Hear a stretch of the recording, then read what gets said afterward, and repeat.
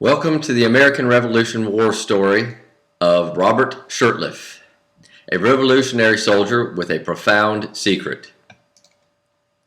He joined the Continental Army in 1782 at 21 years of age. He was nicknamed Our Blooming Soldier because of his beardless, healthy cheeks. He served 17 months in the 4th Massachusetts Regiment of Foot and was issued an honorable discharge. Why, you may ask? Because of his false identity. You see, Robert Shurtleff was actually Deborah Sampson. Deborah Sampson was born December 17, 1760, in Plimpton, Massachusetts, into a poor farming family. Dad was reportedly a casualty at sea while she was very young, but there are conflicting reports concerning this story.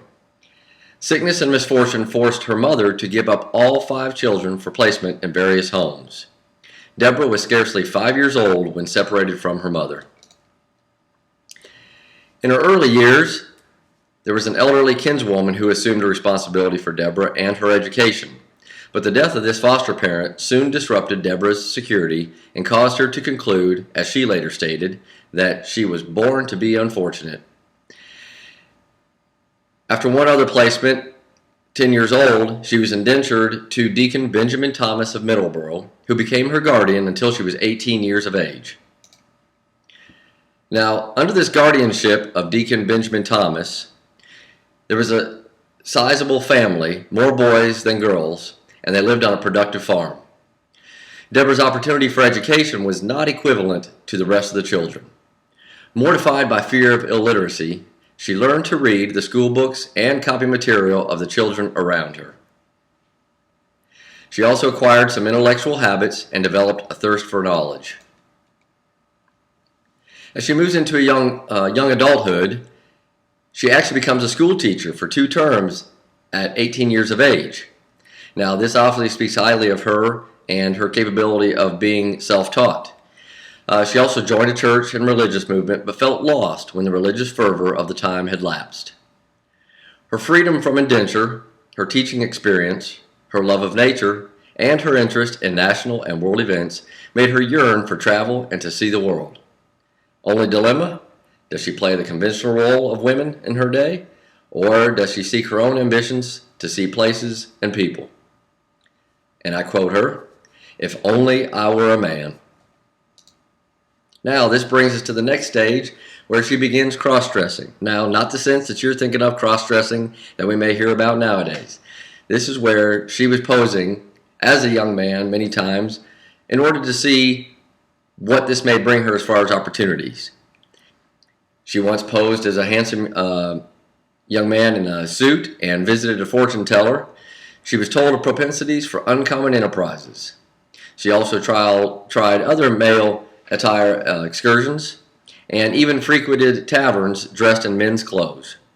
Her first attempt to join the military was under the name Timothy Thayer. Now, this was obviously an unsuccessful attempt. She even visited her own mother once while she was in costume and was not recognized. Her desire for travel and independence allowed her to rationalize and create the scheme of joining the Continental Army. Sampson craved an adventurous life elsewhere. Now, during the enlistment, she entered the service May 23, 1782, using her dead brother's first and middle names, Robert Shurtleff. You have to remember, too, this was a half a year after Cornwallis had already surrendered at Yorktown in October of 1781. The fighting was not yet over. There were still some small skirmishes going on. Independence was not fully achieved as of yet. She served approximately 17 months, and she probably served longer than any other woman posing as a man in the Revolutionary War. She fought valiantly in several encounters with the enemy and received a head wound during the battle at Tarrytown. Now, she had obviously a lot to conceal. This would be a pretty tough thing to do, I'm sure. She had to use the latrines at night. She changed clothes in the dark.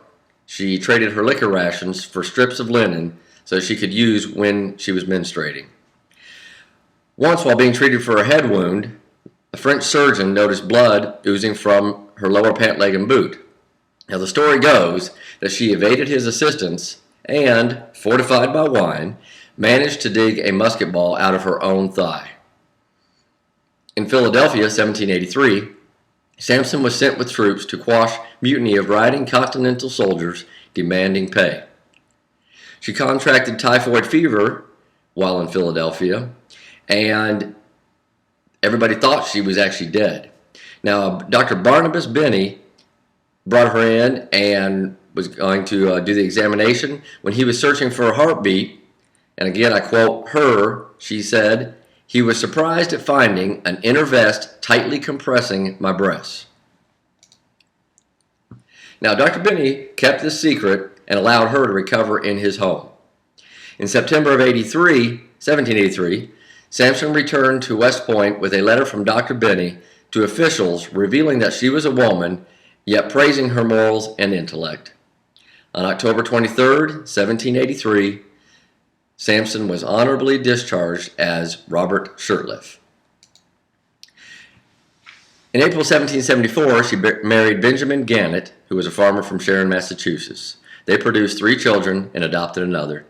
In 1792, she petitioned the state legislature for military pay, and the General Court ruled that she exhibited an extraordinary instance of female heroism by discharging the duties of a faithful, gallant soldier, and at the same time preserving the virtue and chastity of her sex unsuspected and unblemished. She received 34 pounds and later a pension of $4 a month. In 1818, the U.S. Congress granted pension of $8 a month.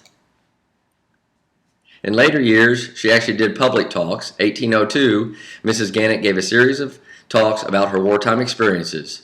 While she was giving these talks, she dressed in full military uniform, including a musket, and ended her talks with the drill from the Manual of Arms. During these talks, the reasons that she gives for doing what she did was threefold: to show that women are as capable and brave as men. She was also very moved by feelings of patriotism, and she resented the British who years before had murdered one of her ancestors. In latter years, she attempted to lift herself and her family out of the poverty in which she was raised, but this was unsuccessful. Deborah Sampson Gannett died April 29, 1827, yet she still holds status as a heroine. Thank you.